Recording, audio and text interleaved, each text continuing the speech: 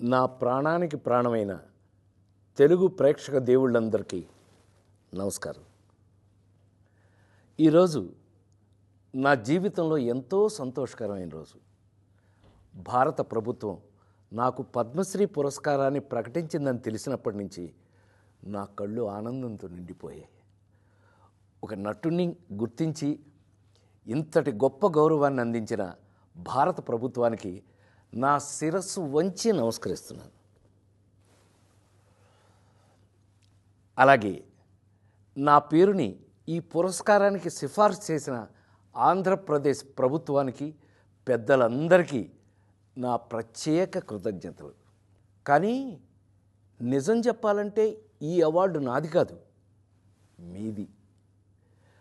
48 ఏళ్లుగా నన్ను ఒక నటుడిగా మాత్రమే కాకుండా మీ ఇంట్లో ఒక మనిషిగా, మీలో ఒకడిగా గుండెల్లో పెట్టుకుని చూసుకుంటున్నారు. నేను నవ్వించినా ఏడిపించినా మా రాజేంద్ర ప్రసాద్ అని మీరు చూపించిన ఆప్యాయత నాకు దక్కిన నిజమైన అదృష్టం. ఆ ప్రేమే ఈరోజు నన్ను ఇక్కడ దాకా నడిపించింది.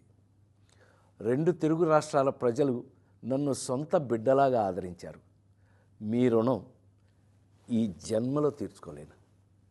నాతో పాటు ఈ ఏడాది పద్మ పురస్కారాలు అందుకుంటున్న దేశంలోని మహానుభావులందరికీ నా శుభాకాంక్షలు తెలియజేస్తున్నాను.